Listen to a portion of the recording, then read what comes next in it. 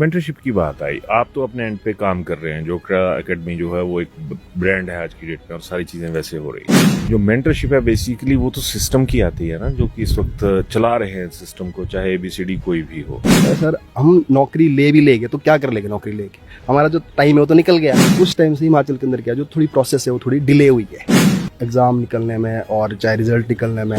Stress की बात करें, यू जो है वो चीखता चिल्लाता हुआ नजर आता है। और तैयारियों के मौके कितने से आ रहे हैं ये तो जग जाहिर है। तैयारी तो कर ली, अब उसका जाके इम्तिहान देना तो कहाँ पे देना, ये सबसे बड़ा सवाल आज की डेट में है। क्योंकि मैंने वो सारी चीज़ें खुद देखी है, खुद फेस किया है। एक स्ट्रेस क्या होता है, इस एग्जाम में एंग्जाइटी क्या होती है, आपको ऊपर एक सोशल प्रेशर क्या रहता है, वो आज बच्चा बहुत बड़े लेवल पर देख रहा है। 25 से लेकर 30 साल की एज तक वो अनएम्प्लॉयड है, तो सबसे बड़ा स्ट्रेस तो उसके ऊपर हुआ है कि उसकी जेब में पैसा ही नहीं है। सवाल ही आता है अगर शादी ब्याह की और वो डिले हो रहा है, अगर एज निकल जाएगी तो उसके लिए मुश्किल हो जाता है। वही चीज बोल रहा हूँ कि इस जो बॉन्डिंग बीच में से टूटी है, एम्प्लॉयमेंट वाली बात ले लें या दूसरी ले लें, गर्ल्स की जो मैरिज एज है वो 21 साल कर दी है और उसको करने का मकसद यही था कि ताकि गर्ल्स को एक करियर बनाने का अच्छा ऑप्शन मिल जाए, टाइम से नौकरी ना लगे। तो वो तो 25, 26, 28 साल तक वैसे ही नहीं मैरिज कर रही है। एज होती है बच्चों की शादी की और उसके बाद उनके आगे जब बच्चे होंगे उनकी सेटलमेंट की, लेकिन सारा सिस्टम जो वो चरमरा गया हुआ है। तो आपके साथ तो तमाम हिमाचल के बच्चे जुड़े हुए, उनके क्या सवाल रहते हैं आपके साथ? तो बच्चों का सबसे पहला ये सवाल होता है कि सर नौकरियां आ रही है और आ रही है, कोई आपके पास इंफॉर्मेशन है? तो इस तरह के जो सवाल है, तो फिर जब वो बात में खुल जाते हैं तो अपने घर तक की बात करना स्टार्ट कर देते हैं। इस टाइम हिमाचल में लाइब्रेरीज बहुत खुल गई है, बहुत ज्यादा लाइब्रेरी। एक ये नया ट्रेंड सामने ये है। इतना जो बच्चा है क्या ये अकोमोडेट हो पाएगा? हाँ, वो बहुत बड़ा सवाल। मतलब सरकारी नौकरी में क्या अकोमोडेट हो पाएगा? सरकार को जो अपनी एजेंसीज होती हैं, रिसर्च एजेंसी या तंत्र होता है, उसको लगाना चाहिए कि भैया जरा जाइए एवरेज निकालिए कि है ना। हमारा आर्टिकल 16 ये बोलता है कि भाई एम्प्लॉयमेंट का अधिकार सबके पास है। अब वो मौका आपको एक एज के टाइम मिलना चाहिए।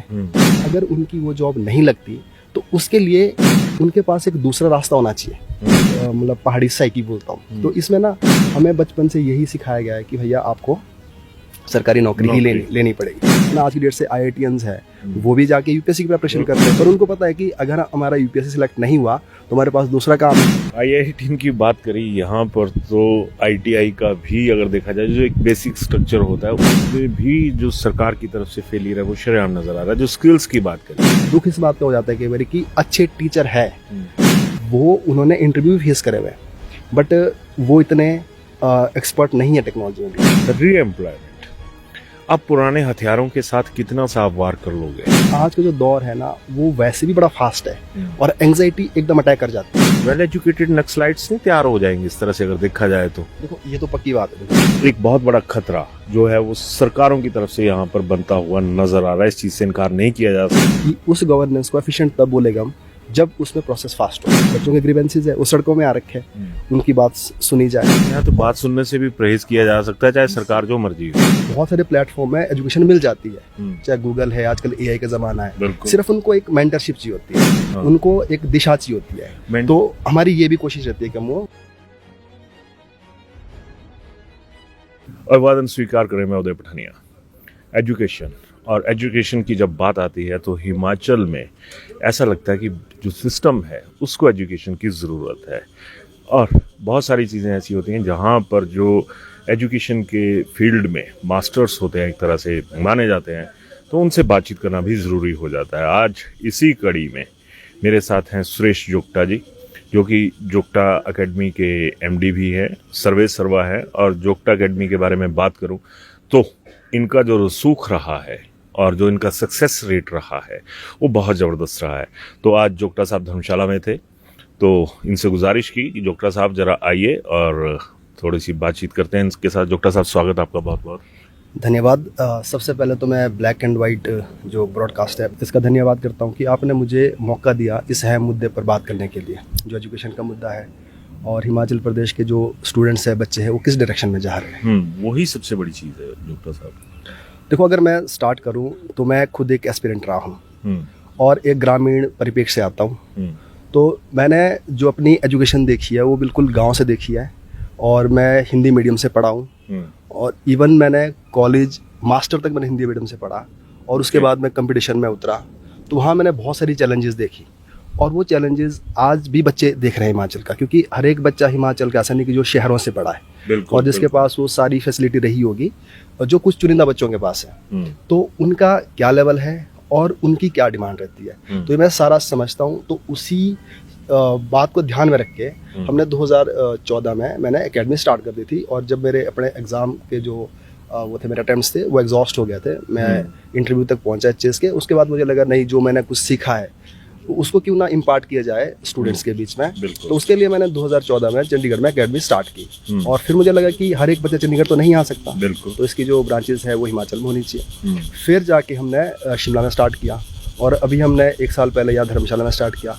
फिर आज का जो दौर है वो टेक्नोलॉजी से बड़ा आगे बढ़ता जा रहा है, बिल्कुल। तो फिर हमें लगता है कि टेक्नोलॉजी को भी इसमें इंटीग्रेट करना ज़रूरी है। फिर इसके लिए फिर हमने क्या किया, आज हम हिमाचल के हर एक स्टूडेंट तक पहुंचना चाहते हैं, वो है ऑनलाइन के माध्यम से। तो इस टाइम हमारा ऑफलाइन, ऑनलाइन, रिकॉर्डेड, और इवन बहुत सारे बच्चे ऐसे भी है जिनको बहुत सारे प्लेटफॉर्म में एजुकेशन मिल जाती है, चाहे गूगल है, आजकल एआई का ज़माना है, बिल्कुल। सिर्फ उनको एक मेंटरशिप चाहिए होती है, हाँ। उनको एक दिशा चाहिए होती है। तो हमारी ये भी कोशिश रहती है कि हम वो मेंटरशिप भी प्रोवाइड करें।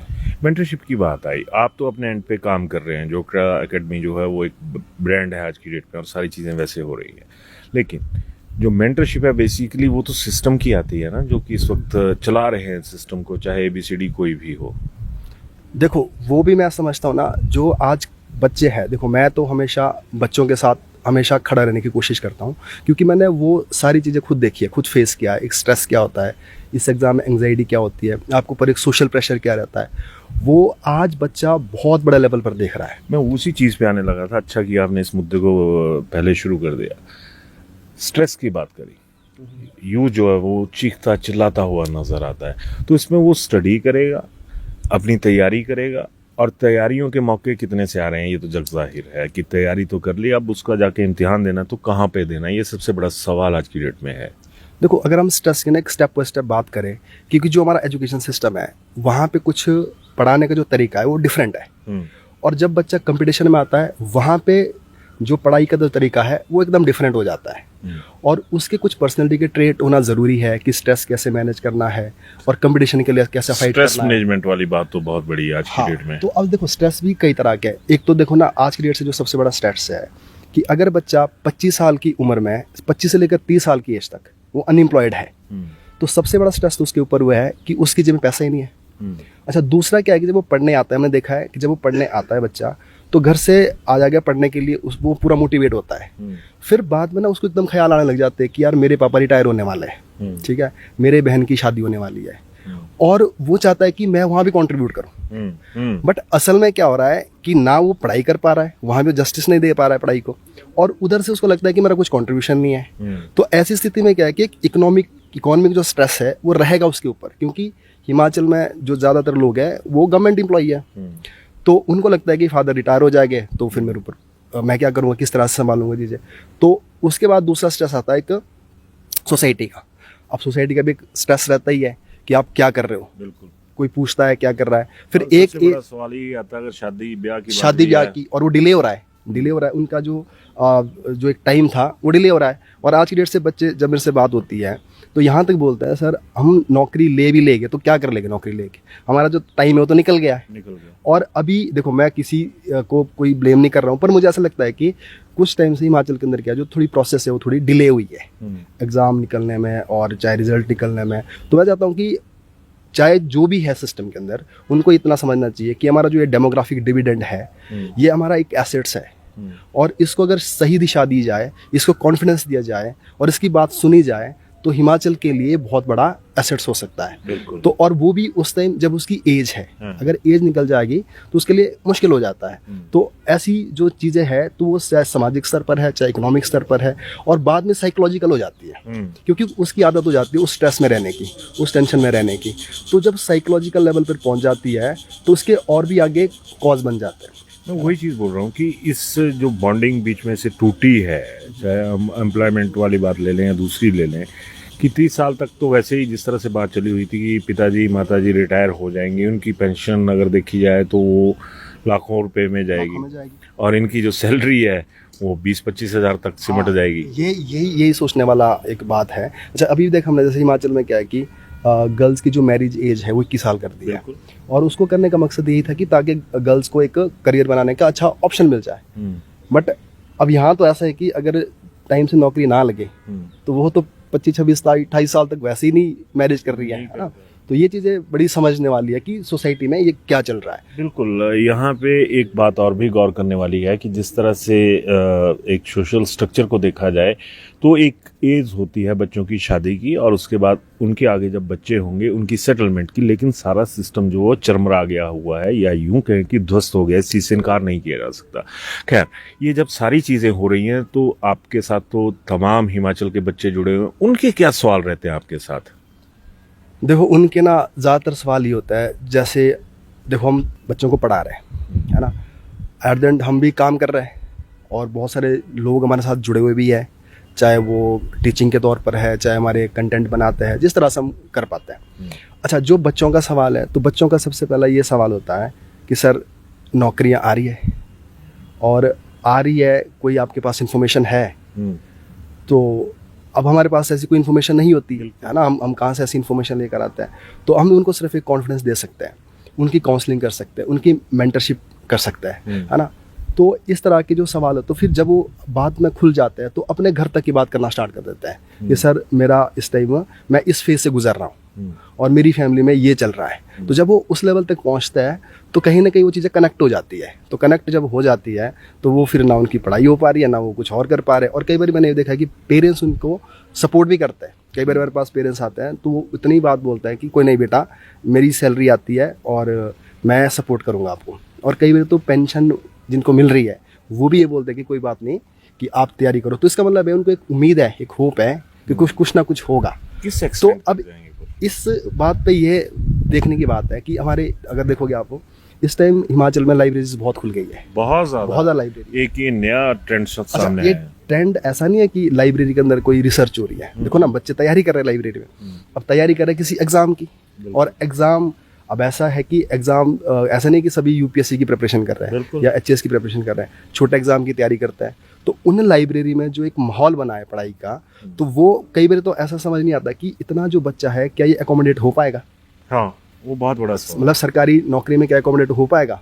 मैं जोगटा साहब माफ़ी चाहूँगा, यहाँ पे सरकार को जो अपनी एजेंसीज होती हैं, रिसर्च एजेंसीज, या फिर इनकी भाषा में कहूँ कि जो खुफिया तंत्र होता है, उसको लगाना चाहिए कि भैया ज़रा जाइए, एवरेज निकालिए कि जो प्राइवेट लाइब्रेरीज़ हैं और या जो दूसरी डिस्ट्रिक्ट लाइब्रेरीज़ हैं या सरकारी ABCD कोई भी है, ज़रा पता करें कि वहाँ पर कितने स्टूडेंट्स जो हैं वो इसकी तैयारी में लगे हैं। भेद खुल जाएगा, वहाँ से वो शिक्षा तो ग्रहण कर रहे हैं, लेकिन ऐसा ना हो कि कहीं कल को ये जो शिक्षा ग्रहण करें उससे आप लोगों को सबक सिखाने पर ये जो मौजूदा बच्चों का वो यूथ जो है वो आपको सबक सिखाने पे तैयार हो जाए। खैर, हाँ, तो मैं यही समझता हूँ कि चलो ठीक है, ऐसा नहीं है कि गवर्नमेंट ही नौकरियाँ देगी। तो मुझे ऐसा लगता है कि गवर्नमेंट को थोड़े से एवेन्यूज़ ओपन करने पड़ेंगे। इन द सेंस कि देखो, मौका सबको मिलना चाहिए, फंडामेंटल राइट है ना। हमारा आर्टिकल 16 ये बोलता है कि भाई एम्प्लॉयमेंट का अधिकार सबके पास है। अब वो मौका आपको एक एज के टाइम मिलना चाहिए, और उस एज में उनको मौका दो। अगर तुम्हारे अंदर कैलिबर है, तुम ये जॉब लो, जितनी गवर्नमेंट की पोटेंशियल उतनी जॉब देगी। अब उसके बाद क्या है, अगर उनकी वो जॉब नहीं लगती तो उसके लिए उनके पास एक दूसरा रास्ता होना चाहिए। वो क्या होता है, प्राइवेट सेक्टर होता है। उसके लिए क्या चाहिए, हमें स्किल सिखानी पड़ेगी उनको। और इंडस्ट्री क्या है हमारे, देखो वैसे इंडस्ट्री है हिमाचल में, पर वो पेरिफेरी में है, बॉर्डर में है। अगर हम कोर हिमाचल के अंदर आ गए तो वहाँ पे तो इंडस्ट्री आज तक पेनिट्रेट कर ही नहीं पाई, बिल्कुल नहीं कर पाई, है ना। और अगर अपर हिमाचल की बात करें, वहाँ पे एप्पल है, वही, और उसमें लोग काम कर रहे हैं, बच्चे काफ़ी अच्छा काम कर रहे हैं। इवन मेरा छोटा भाई है, वो बड़ा अच्छा काम कर रहा है, और भी मेरे कजन्स वगैरह, क्योंकि वहाँ पे उनके पास अपॉर्चुनिटीज़ है। बट वो भी एक लड़ाई यही है कि हिमाचल का एप्पल जब मार्केट में आता है तो बाहर का एप्पल आ जाता है। हम आज उसी से लड़ रहे हैं। तो मैं ये चाहता हूँ कि उस लड़ाई से बाहर निकल के क्यों ना एप्पल की जो आगे उसमें वैल्यू एडिशन करके उसको प्रोसेस करके फूड या फ्रूट प्रोसेसिंग इंडस्ट्री लगाई जाए, उसकी तरफ जाया जा सकता है। बिल्कुल। और टूरिज्म के बहुत सारे पोटेंशियल है। आजकल वेलनेस सेंटर की बात करते हैं हम, है ना, केरला है, उत्तराखंड है, बड़ा अच्छा हार्नेस कर रहा है इस चीज़ को। और अगर फार्मिंग की बात करें, ऑर्गेनिक फार्मिंग की तरफ जाया जा सकता है। तो इस तरह से बहुत सारे एवेन्यूज जो है ना ओपन किए जा सकते हैं। तो इस तरह से क्या होगा कि एक चीज़ और भी है ना, हमारी जो सोसाइटी है इसमें एक प्रॉब्लम ये भी है कि जिसको ना मैं खुद ही इसको ना एक मतलब पहाड़ी साइकी बोलता हूँ। तो इसमें ना हमें बचपन से यही सिखाया गया है कि भैया आपको सरकारी नौकरी ही लेनी पड़ेगी, और हर चीज़ का सर्टिफिकेट क्या है, सरकारी नौकरी है। जैसे अगर मैं अपनी बात करूँ आज की डेट से, मुझे लगता है मैं सेटिस्फाइड हूँ, जो मैंने किया वो ठीक है, मुझे अच्छा भी लगता है, बट अभी भी कहीं ना कहीं शायद मेरे घर वालों को भी लगता है कि इसकी नौकरी नहीं लगी, है ना। तो ये जो एक कॉमन हमारी एक कॉन्शियसनेस बन गई है ना। जैसे अब गुजराती कॉन्शियसनेस क्या होगी, बिजनेस, ठीक है, और किसी भी स्टेट की ले लो अपनी अपनी कॉन्शियस, जापान की होगी टेक्नोलॉजी। तो हिमाचल की कोई ऐसी कॉन्शियस बननी चाहिए कि भाई अगर आप इधर नहीं है तो आपके लिए दूसरा रास्ता भी ओपन हो सकता है। तो मुझे लगता है कि चाहे सोसाइटी के लेवल पर है, उस पर भी काम करने की ज़रूरत है, पॉलिटिकल लेवल पर है, इकोनॉमिक लेवल पर है। जब ये सारी चीज़ें के ऊपर काम होना स्टार्ट हो जाएगा तो यूथ के पास बहुत सारे ऑप्शन हो जाएंगे। सरकारी नौकरी भी के लिए एफर्ट्स करेगा, ऑब्वियसली करेगा, है ना। आज की डेट से IITians है, वो भी जाके यूपीएससी की प्रिपरेशन करते हैं, पर उनको पता है कि अगर हमारा यूपीएससी सिलेक्ट नहीं हुआ तो हमारे पास दूसरा काम है, क्योंकि वो है ना IITian वो कर पाएंगे। तो हिमाचल में इस तरह से क्या है कि जो स्किल है, अवेयरनेस है, उसको और बढ़ाना पड़ेगा। IIT की बात करी यहाँ पर तो ITI का भी अगर देखा जाए, जो एक बेसिक स्ट्रक्चर होता है उसमें भी जो सरकार की तरफ से फेलियर है वो शरेआम नज़र आ रहा है। जो स्किल्स की बात करी, स्किल डेवलपमेंट का जो एक चैप्टर है सरकारी क्षेत्र में वो यहाँ पे है, लेकिन ओवरऑल देखा जाए तो हर स्टेप पर जो कहते हैं कि एक पढ़ाई की और उसकी एक स्टैंडर्ड्स होते हैं, उसमें तो हर जगह फेलियर ही नज़र आ रहा है ना। हाँ वही है ना, देखो स्किल को हमें समझना पड़ेगा ना। जो अभी टाइम है वो बड़ी तेज़ी से चेंज हो रहा है। देखो फर्स्ट इंडस्ट्रियल रेवोल्यूशन आया, मशीन से काम हुआ, इंजन साइड में रखा होता था। सेकंड रेवोल्यूशन आया, मशीन और इंजन इकट्ठी की। थर्ड इंडस्ट्रियल रेवोल्यूशन आया, कंप्यूटर्स आए, ITI, और फोर्थ इंडस्ट्रियल रेवोल्यूशन आ गया तो AI है। तो इसका मतलब है जो हम स्किल दे रहे हैं तो हमें तो फोर्थ इंडस्ट्रियल रेवोल्यूशन को टच करना पड़ेगा। तो कहीं ऐसा तो नहीं है कि हमें भी शायद सेकंड तक भी सही से नहीं पहुंचे। तो ये सिस्टम को समझना पड़ेगा, हमें स्किल की जो डेफिनेशन है वो चेंज करनी पड़ेगी, और जो करिकुलम हम पढ़ा रहे हैं वहाँ पे वो चेंज करना पड़ेगा, है ना, और उनको प्रैक्टिकल नॉलेज देनी पड़ेगी। तो ये सारी चीज़ें जब होगी तो ही पॉसिबल है। और एक एग्जाम्पल मैं आपको और दूँ, जैसे हमारा काम है, जैसे मैंने बताया कि हम एजुकेशन दे रहे हैं, हम कोशिश करते हैं कि जो दूर दराज इलाके में बच्चे हैं वो भी अच्छी तरह से पढ़ाई हासिल करें, पर उसके लिए हमें टेक्नोलॉजी सीखनी पड़ेगी। पर दुख इस बात का हो जाता है कई बार कि अच्छे टीचर है, वो उन्होंने इंटरव्यू फेस करे हुए, बट वो इतने एक्सपर्ट नहीं है टेक्नोलॉजी में भी। हाँ, तो उनके पास एजुकेशन तो है उनके पास, बट क्या आज की जो डिमांड है वो पूरी हो पाएगी? तो मुझे लगता है कि हो सकता है कि, देखो मैं ये नहीं बोल रहा हूँ कि मैंने अभी नहीं देखा कि हमारी जो ITIs है वो किस तरह का उनका करिकुलम है, पर मुझे ये समझ आता है कि क्या वो मैच कर रही है डिमांड के साथ। उसी चीज़ पे आ रहा हूँ। यहाँ पे एक सरकारी पहलू का जिक्र करना बहुत ज़रूरी हो जाता है, रीएम्प्लॉयमेंट। अब पुराने हथियारों के साथ कितना सा आप वार कर लोगे, और एक को रीएम्प्लॉयमेंट देना, और फिर उसके बाद कितनी ब्रेक्स पीछे लग जाती हैं एम्प्लॉयमेंट, क्योंकि प्रमोशन नहीं होगी, नीचे सीट खाली नहीं होगी, तो असर तो बहुत जगह पड़ रहा है इसका। असर पड़ेगा। देखो यही तो मैं बताने की कोशिश कर रहा हूँ कि अगर हम री एम्प्लॉयमेंट की बात भी देखें, अब ये भी फिर से मुझे नहीं पता सिस्टम, क्योंकि मैं अभी मतलब पार्ट नहीं हूँ। बिल्कुल। तो मुझे ये भी लगता है कि देखो ना, जो इंसान ने अपनी जॉब कर ली है, रिटायरमेंट ले ली है, ठीक है जी, उनका अपना एक टेन्योर था, कंप्लीट हो गया। अब जो पीछे जनरेशन है, क्योंकि भविष्य तो ये है, बिल्कुल। और ये भविष्य मुझे ऐसा लगता है कि, क्योंकि देखो मैं हर दिन बच्चों से डील करता हूँ, तो मुझे ऐसा लगता है कि उनका ना मेंटली हमें उनको बड़ा स्ट्रांग बनाना पड़ेगा, उनको देना पड़ेगा कॉन्फिडेंस। यहाँ पर तो कॉन्फिडेंस खींचने वाली बात है। और जब तक उनको कॉन्फिडेंस नहीं देगी इनको, देखो अल्टीमेटली तो हमारे स्टेट के बच्चे हैं वो, है ना। अगर उनको हम ही नहीं कॉन्फिडेंस दे पाएंगे, हमारा सिस्टम नहीं दे पाएगा, हमारी सोसाइटी नहीं दे पाएगी, तो उनके लिए बड़ा मुश्किल हो जाएगा। और आज का जो दौर है ना वो वैसे भी बड़ा फास्ट है, और एंग्जाइटी एकदम अटैक कर जाती है। तो ऐसे में क्या होगा कि जिसको हम डेमोग्राफिक डिविडेंड बोलते हैं, तो ये चैलेंज में आ जाएगा, और आगे जाके स्टेट के लिए अच्छा सिग्नल तो नहीं माना जा सकता। सिग्नल है नहीं अच्छा सिग्नल है।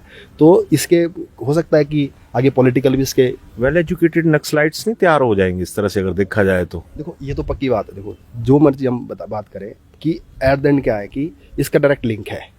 अगर कोई अनएम्प्लॉयड है तो वो ड्रग्स की तरफ जाएगा, जा रहे हैं, क्योंकि दो तरीके हैं उसके पास, या तो वो ड्रग्स से अपने एंग्जाइटी को दूर करने की कोशिश करेगा, उसे लत लग जाएगी। दूसरा क्या है, easy way to earn money. क्योंकि अगर आपको पैसा इजीली मिल गया तो वो रास्ता दिखता है गलत। तो इस तरह से जितना चिट्टा नशा हिमाचल में पेनिट्रेट हो रहा है, उसमें भी तो यूथ है ना, वही है बच्चा ही है। अगर वो इंगेज नहीं है, तो वही है। अगर वो इंगेज नहीं है, एक्टिविटी में इंगेज नहीं है, पढ़ाई में नहीं है, कंपटीशन में नहीं है ना, कम से कम जो लाइब्रेरी में जो बच्चे बैठे हुए कम से कम उससे तो दूर है वो। बिल्कुल।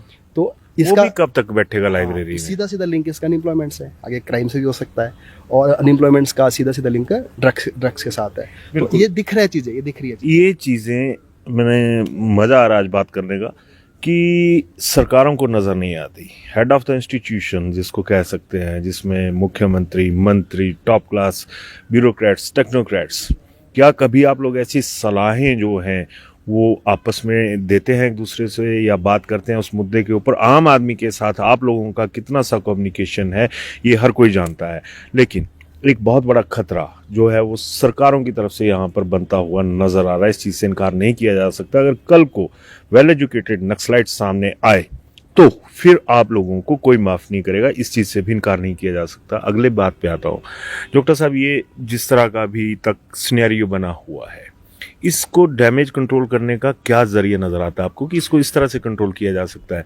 जैसे कमीशन की बात कर लें, सारे चीखरे कमीशन बंद है, बाकी चीज़ें उसमें इफेक्टिव नहीं हो पा रही। देखो ना, हम तो ये समझते हैं कि जो हम पढ़ते भी है, पढ़ाते भी है, एक गवर्नेंस होती है, गुड गवर्नेंस उसको बोलते हैं। तो गवर्नेंस का सीधा मतलब है कि उस गवर्नेंस को एफिशिएंट तब बोलेगा हम जब उसमें प्रोसेस फास्ट हो। हाँ, ठीक है, ये तो बहुत बड़ी बात है। गवर्नेंस अच्छी तब होगी जब उसमें प्रोसेस फास्ट हो। और फिर दूसरा क्या है कि ग्रीवेंसेस रिड्रेसल जल्दी हो जाए। बच्चों के ग्रीवेंसेस है वो सड़कों में आ रखे हैं, उनकी बात सुनी जाए। और फिर दूसरा है कि ट्रांसपेरेंसी। यहाँ तो बात सुनने से भी परहेज किया जा सकता है, चाहे सरकार जो मर्जी हो। तीसरी बात है कि देखो, जो भी चीज़ हम चाहते हैं ना, हम चाहते हैं टाइम बाउंड मैनर में। हाँ, अच्छी सरकार, अच्छी गवर्नेंस वही है ना। अगर टाइम बाउंड मैनर में आपको सर्विसेज मिल रही, ठीक है जी, तो ये तरीका है। तो इसके लिए क्या है कि सिस्टम को थोड़ी बातें समझनी पड़ेगी, और नहीं तो कुछ भी नहीं होना, कम से कम उन बच्चों को सिंपैथी के तौर पर ही देखा जाए। बिल्कुल, मैं इसी चीज़ पे, इनको कुछ ज़रूरत है, ये कुछ कहना चाहते हैं, इनका भविष्य स्टेक पे है। बिल्कुल। तो अगर इस लेवल पे भी कोई सोचे, एक विजन लेके आए, तो इनके लिए कुछ किया जा सकता है। बिल्कुल। यहाँ पर डॉक्टर साहब, अगर ये सारी चीज़ें देखें तो सुनने वाला भी कोई नज़र नहीं आता जो इनकी ग्रीवेंसेस को सुन ले जाके कि भैया तुम्हारी मजबूरी क्या है। और एक तरह से कीप डिस्टेंस पावर ब्रेक जिस तरह से होती है कि सरकार से कुछ दूरी बना के रखिए, अगर आप टकराए तो नुकसान आपका ही होगा। पावर ब्रेक्स हैं हमारे पास, चाहे वो पावर पॉलिटिकल है, एडमिनिस्ट्रेटिव है। तो एक चलते चलते एक सवाल पूछना चाहूँगा कि बच्चों का जो इस वक्त जो मेंटल स्ट्रेस है और दूसरी बकाया चीज़ें हैं, वो आपको क्या लगता है कि अभी थोड़े से उस पीक एंड से दूर हैं या उस पीक एंड को अप्रोच कर चुकी हैं? नहीं, देखो अभी नहीं करें, क्योंकि देखो ना, हिमाचल का बच्चा शांत बच्चा है। इसका फ़ायदा उठा रहे कि हिमाचल का बच्चा शांत है तो फ़ायदा उठाए? देखो, हमारी जो संस्कृति है ये भी सिखाती है कि ठीक है, अपनी मेहनत कर रहे हैं तो नेता भी तो हमारी संस्कृति में पड़े बड़े हैं। हाँ, तो चलो अब वो किस लेवल पे देखते हैं इस चीज़ को, तो मुझे लगता है भी वो लेवल टच नहीं हुआ। हाँ, अगर हम बात करें जो ड्रग्स का लेवल है वो टच कर चुका है। और तो बच्चों की जो अंदरूनी फ्रस्ट्रेशन है ना, वो हमें दिखती है। वो मैं इसलिए बता रहा हूँ क्योंकि हम पहले बच्चों को पढ़ाते थे। आजकल मुझे लगता है कि पढ़ाने से ज़्यादा हम काम कर रहे हैं उनको काउंसलिंग करने में, उनको समझाने में, है ना। तो ये चीज़ से लगता है ना, एनर्जी उनका डिस्प्यूट हो ही रहा है ना। देखो ना, जब उनके पास नहीं है, पैसा नहीं होगा, जेब में नौकरी नहीं होगी, होप नहीं होगी, तो वो मुश्किलें पड़ जाती है चीज़ें, है ना। तो ये प्रेशर उनके ऊपर बनता रहेगा। तो मुझे लगता है कि अभी वो लेवल टच नहीं हुआ, हो सकता है आगे फ्यूचर में हो जाए। और इसका जो सबसे बड़ा इम्पैक्ट ये बढ़ सकता है कि एक हो सकता है कि जो ट्रस्ट डेफिसिट होता है एक ना, सिस्टम के ऊपर, चाहे सोसाइटी के ऊपर, पॉलिटिकल के ऊपर, वो ना दिख जाए कहीं। जब वो रिफ्लेक्ट करने शुरू हो गया है। अगर आपको विश्वास ही नहीं रहा चीज़ों के ऊपर, तो थोड़ा वो बड़ा भयानक हो जाती है चीज़ ना। तो उसको अभी समझने की ज़रूरत है। अब जिस तरह से ब्रेक लगी हुई है एम्प्लॉयमेंट के ऊपर कि जो एंट्रेंस एग्ज़ाम है वो नहीं है, दूसरी चीज़ें नहीं है, तो अगर मान लीजिए खुल जाता है, 10 पोस्ट के लिए कंपटीशन आ जाता है, 1000 बच्चा उसमें अपेयर हो जाता है, कम से कम तब तो शायद बच्चे को होगा कि मेरी किस्मत खराब। हालांकि बैकडोर एंट्री की चीज़ें, आरोप भी लगते हैं, वो अलग इशू है। पर ये क्या लोगों को राहत देने के लिए ये ज़रूरी नहीं है कि भैया टेस्ट तो निकला था पर हमारी किस्मत हम क्लियर नहीं कर पाए? देखो, मैं यही तो बोल रहा हूँ ना कि अगर सिस्टम के अंदर एग्ज़ाम आते रहे और वो लड़ने के लिए तैयार हो जाए। देखो ना, ओलंपिक आता है, मतलब कई साल बाद एक बारी आता है, कितने लोग जाते हैं, तो लोग तैयारी करते हैं ना, उनके लिए मोटिवेशन रहता है कि भाई हम किसी के लिए लड़ रहे हैं। अब अगर वही चीज़ ना दिखे, आपके पास गोल ही नहीं दिखे, तो मुश्किल हो जाता है। तो ये उनकी फिर गलती है ना बच्चों की, अगर वो नहीं कम्पीट कर पा रहे। कंपटीशन का मतलब यही है, अगर आप 10 लोगों को पीछे छोड़ोगे तो ही तो आगे बढ़ोगे। तो वो कम्पिटिटिव इन्वायरमेंट तो देना पड़ेगा ना, उसके लिए क्या है, जॉब देनी पड़ेगी, जॉब निकालनी पड़ेगी। अच्छा, दूसरी बात ये भी है ना कि जॉब के साथ साथ ऐसा नहीं कि ये हिमाचल में ही प्रॉब्लम है, सरकारी नौकरी तो पूरे इंडिया में भी कम हो रही है, बट हो सकता है कि दूसरी स्टेट के पास एक उनके लिए अगर वो फॉल करते मतलब गिर जाता है तो उनके लिए कुछ है। कोई आईटी सेक्टर में जा रहा है, कोई किसी इंडस्ट्री में जा रहा है। स्टार्टअप की बात करते हैं हम, अगर आज देखोगे आप इंडिया में जो स्टार्टअप बन रहा है वो छोटे शहरों से बन रहा है। हाँ। तो हमें वो कल्चर तो डेवलप करना पड़ेगा ना, वो कल्चर डेवलप करना पड़ेगा। मुझे तो ये लगता है कि अगर हम आज कोचिंग दे रहे हैं तो हो सकता है हम कल के लिए इसमें भी बच्चों को मोटिवेट करना स्टार्ट करेंगे, उसमें भी कि स्टार्टअप कैसे बनता है और आपको कैसे ज़िंदगी में आगे बढ़ना है, कॉन्फिडेंस कैसे लेना है ना, अपनी कैसे ग्रूमिंग करनी है। हमें तो उस चीज़ की ज़रूरत है अभी। तो ऐसा नहीं है कि सिर्फ एक ही चीज़ है कि सरकारी नौकरी ही खोली जाए, और भी सारी चीज़ें की जा सकती है जिससे कि इकोसिस्टम बन जाए। अगर आप यहाँ पे नहीं फिट बैठते तो आप यहाँ जा सकते हो, यहाँ नहीं तो यहाँ जा सकते हो। तो ऐसा इकोसिस्टम बनाना ज़रूरी है स्टेट के लिए। तो क्या कहते, जिस तरह से इन्होंने अभी बात करी कि इकोसिस्टम का होना ज़रूरी है और सरकार की तरफ से आगे जो हाथ बढ़ाना है वो भी ज़रूरी है। लास्ट में बच्चों के लिए क्या मैसेज देना चाहेंगे आप, जो अभी इस वक्त स्ट्रगल के पीक पर हैं और उनकी फ्रस्ट्रेशन का कोई मुकाबला नहीं है? जोगटा साहब, अगर ये सारी चीज़ें देखी जाए तो मतलब कैसा है, उनको थोड़ा सा एक मैसेज क्या रहेगा आपका? बच्चों के लिए तो मेरा सिंपल मैसेज, मैं हमेशा एक ही बात बोलता हूँ कि देखो, अप्स एंड डाउन्स आते रहते हैं और आपका गोल बड़ा क्लियर होना चाहिए। और ऐसा नहीं है कि हमारी सरकार बात नहीं सुनेगी और इस नौकरियाँ नहीं आएगी, नौकरियाँ आएगी क्योंकि डिपार्टमेंट चलनी है, सरकारी जो हमारे सिस्टम है वो चलना है। तो आपको थोड़ा सा धैर्य रखना पड़ेगा, है ना। और साथ ही साथ ये भी है कि आपको ना साइड बाय साइड कुछ स्किल भी सीखनी पड़ेगी। हाँ, वो कुछ भी हो सकती है। जैसे मैं आपको एग्जांपल दूं, मेरा कोई स्टूडेंट था तो उसने क्या कर दिया, योगा की क्लासेस लेनी स्टार्ट कर दी, उसने योगा की स्किल सीख ली और अभी वो पार्ट टाइम क्या करता है, योगा टीचर बना हुआ है, अच्छी अर्निंग कर रहा है और पढ़ने में भी अच्छा है। तो उसके पास दोनों ऑप्शन है। तो अपने आप को थोड़ा सा मोटिवेट रखे, धैर्य रखे और अपने गोल को सामने रखे, उसके साथ कॉम्प्रोमाइज़ नहीं करना और साथ साथ अपने आप को थोड़ा सा अपग्रेड भी करते रहिए। बिल्कुल। तो ये थे जोगटा साहब और बीइंग ए मेंटर भी इन्होंने बहुत सारी चीज़ें जो थी वो क्लियर कर दी।